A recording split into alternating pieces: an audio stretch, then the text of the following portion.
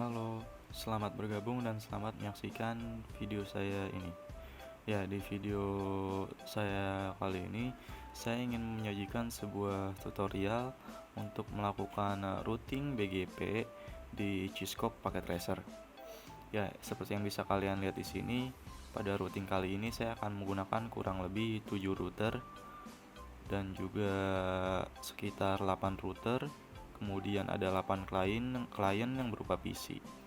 Nah, dari 7 router ini, satu router akan saya alokasikan sebagai router inti atau router utama.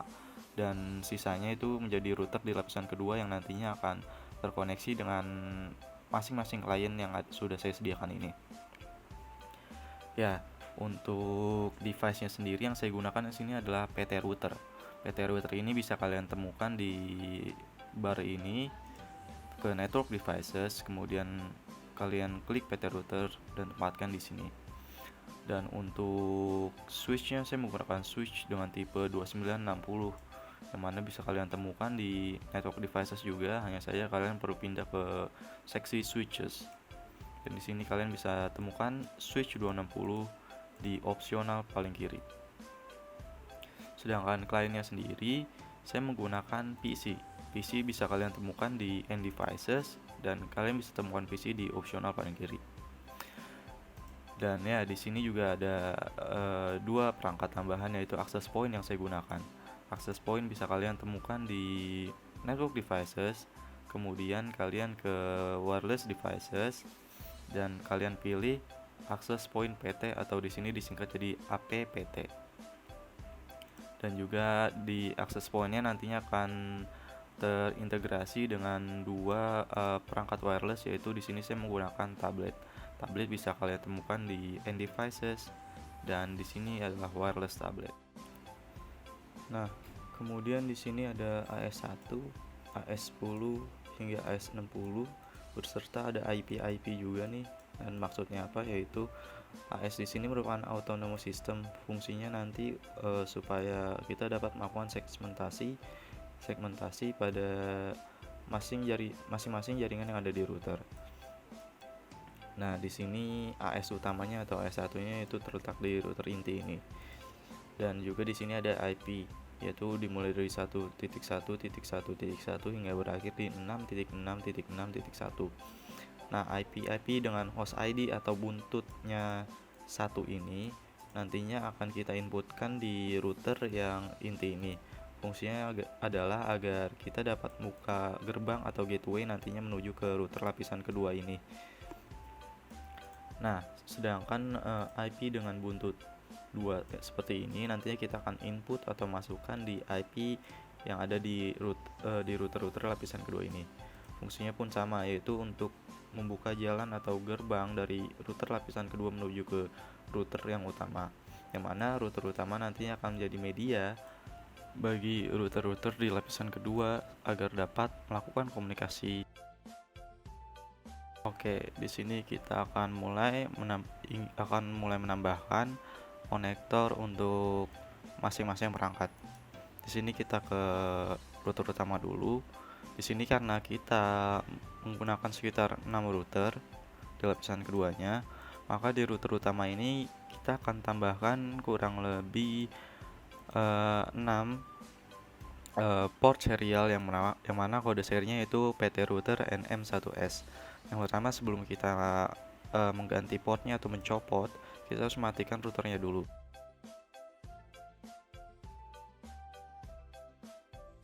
Di sini kita akan tambahkan sekitar 4 port router dengan kode seri yaitu 1S.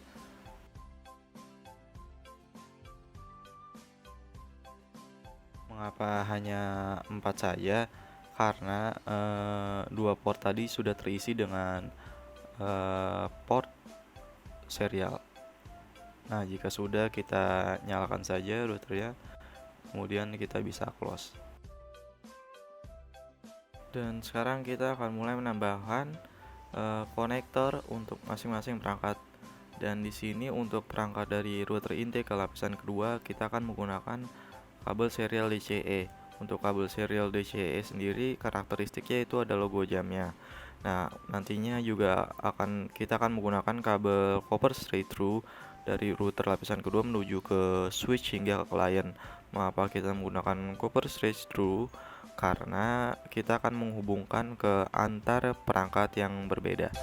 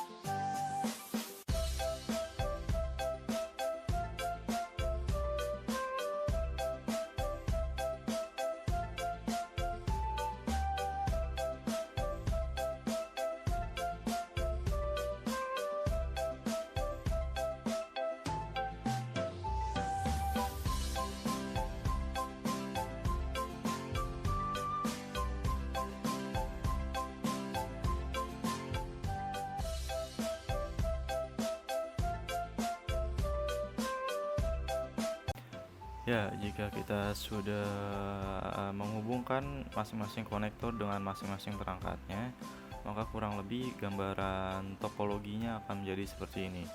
Dan untuk tahap selanjutnya kita akan mulai input IP gateway di router inti dan juga di router lapisan kedua.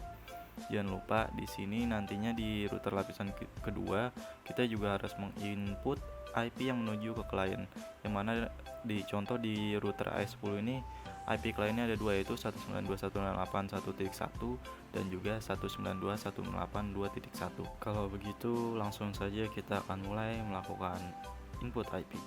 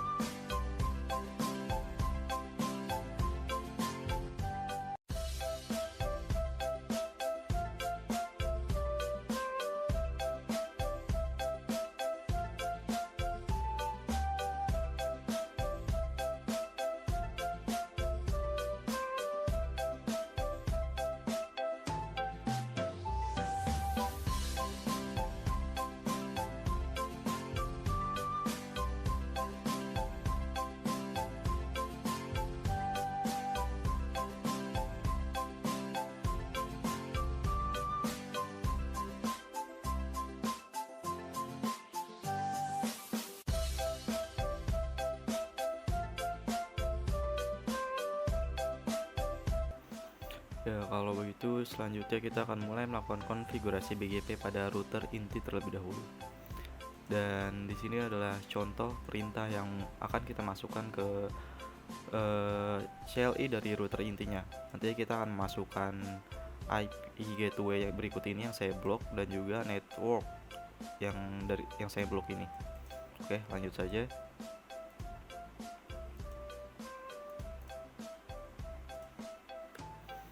Kita conf ketik router BGP1 karena kita sedang melakukan konfigurasi di router dengan autonomous system 1. Selanjutnya kita buka CLI saja,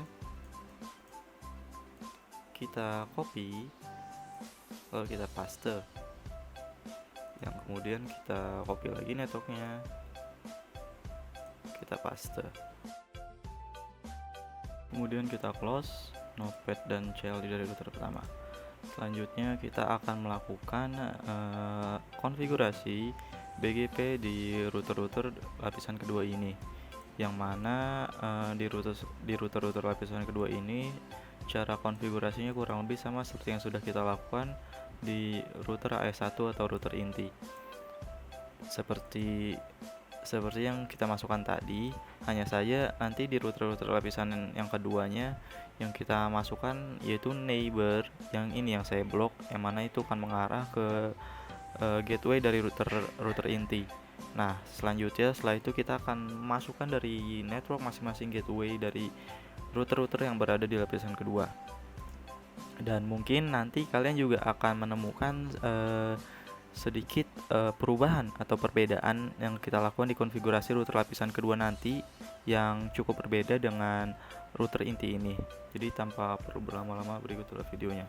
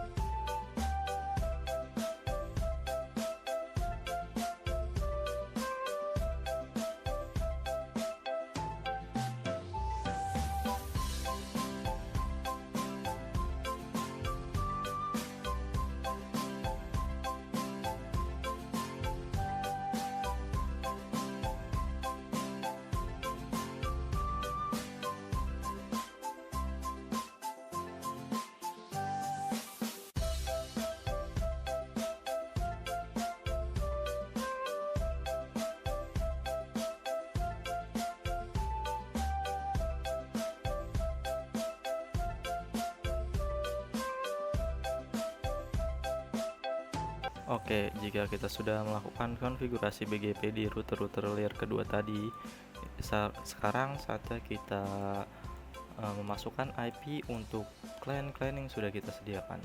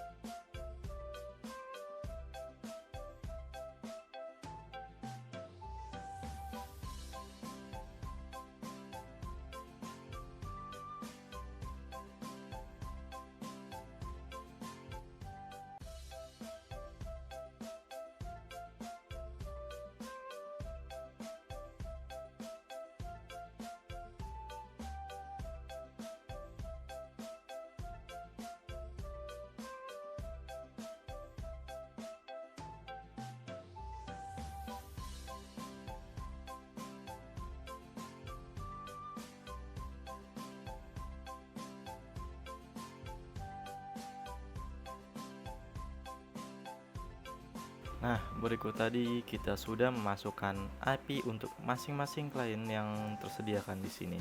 Ya, selanjutnya kita akan memasukkan IP gateway untuk masing-masing klien.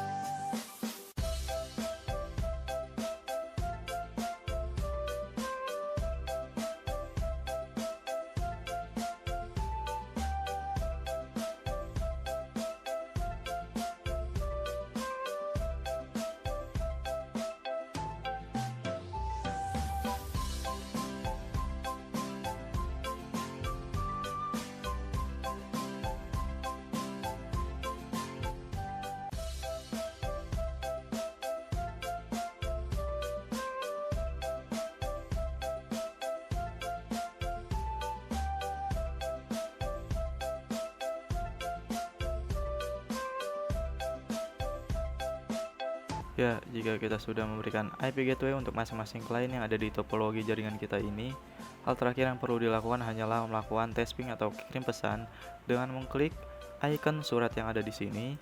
Lalu kita coba kirim pesan, entah itu untuk dua perangkat di satu jaringan atau segmentasi jaringan yang sama atau yang berbeda.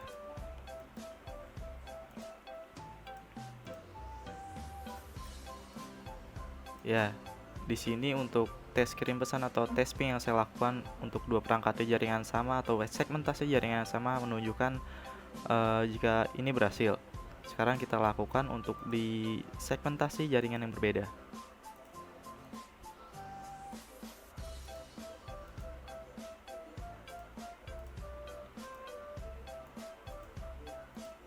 Ya, di sini juga menunjukkan jika tes ping atau kirim pesannya berhasil atau successful. Nah, jika sudah begitu, tandanya routing BGP yang kita lakukan telah berhasil dan kita lakukan dengan benar dan baik. Ya, jadi saya rasa itu saja sajian tutorial mengenai cara routing BGP di Cisco pakai tracer dari saya. Mohon maaf sekiranya bila ada kekeliruan maupun penjelasan yang kurang mudah dipahami atau dicerna oleh kalian. Sekian, terima kasih. Wassalamualaikum warahmatullahi wabarakatuh.